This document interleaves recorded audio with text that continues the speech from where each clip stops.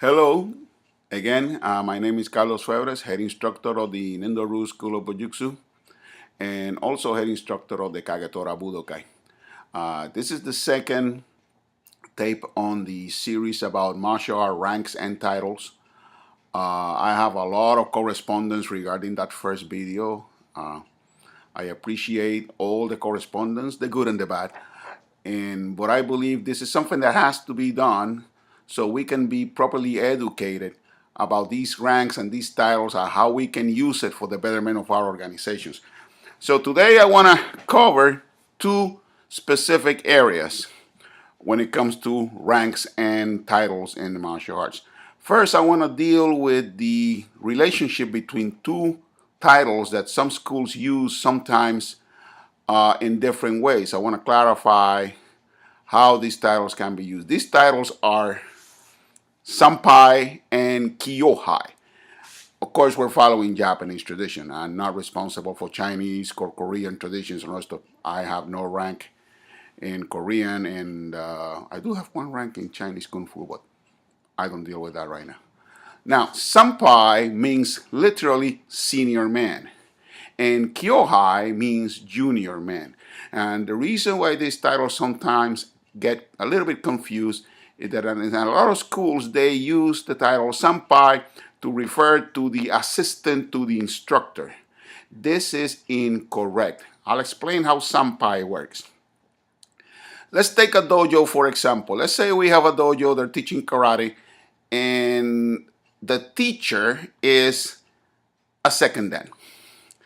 And of course, in this dojo, there's a first dan who helps the teacher, but there's also a brown belt, let's say a brown belt level 1, who helps with the class and help them warm up. That person, that brown belt 1, will be your Sampai. It means senior student present at that time. And of course, if that brown belt 1 is being assisted by a brown belt 2, who's also is doing the class, that will be your Kyohai, senior student, junior student. Okay, the reason we have to be careful with those two titles is because if I change the scenario, the ranks are gonna change. Let me give you an example. Let's say you're attending a class with the Grandmaster, and for sake of arguments, the Grandmaster is a 10 Dan. And the 9 Dan, which should be the next Grandmaster when the Grandmaster dies, present. But then you have an 8 Dan master who is helping with everybody getting ready for the class. Under that scenario, that 8 Dan is the Sampai. And if it's a 7 Dan assisting him, that 7 Dan becomes the Kyohai. Senior man, junior man. So gotta do like that because one of my children was coming in. Okay, so I hope that helps you with the Sampai Kyohai. Now I want to touch another martial art title that a lot of people get confused, and that's the title of Shihan. Now, originally, Shihan was an honorary title. It means it was given as a recognition to a senior black belt who's doing a lot of things for an organization. That's how it started. But as years passed, the title became an official title given to people in different martial arts organizations. They are not Shihan one title. There's actually different variations of the title, and we're going to go one by one.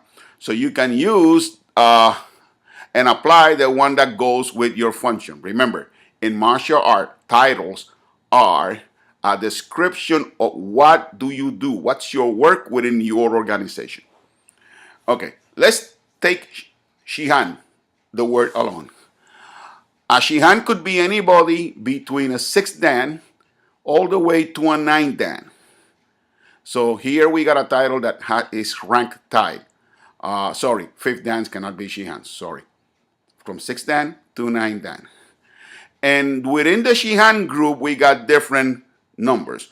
One of the titles that is available is called Kaiden Shihan. Kaiden Shihan is a Shihan that has received Menkyo Kaiden, which is a specific license that gives them full authority or full knowledge of the system. We're going to do a video on the Kaiden system to explain the different Kaidens that they are, the different licenses in the old system. Another type of shihan that you can have is a renshi shihan. This means literally master instructor. This could be within your organization that shihan, that master that takes care of the training of senior instructors within your organization. Your renshi shihan should be at least a 7 dan. And I forgot, going back to the other subject, the kaidan shihan should be also at least a 7 dan. Okay, the other title that can be used within the shihan system is what we call the dai shihan. In Japanese, dai means honorable or great. So dai shihan together is a title that is used by the headmaster of the system. The number one guy of the system will be a dai shihan, assuming that this person is not a 9 or 10 dan. So in a system where an 8 dan is the head of the system, his proper title should be dai shihan. Just to give you an example, that was my title before I was promoted to 10 dan years ago. So that's it. Basic explanation on Sanpai Kyohai and the 3 or 4 types of shihans that you can have in your organization. Again, I welcome any comments and have a nice day and God bless.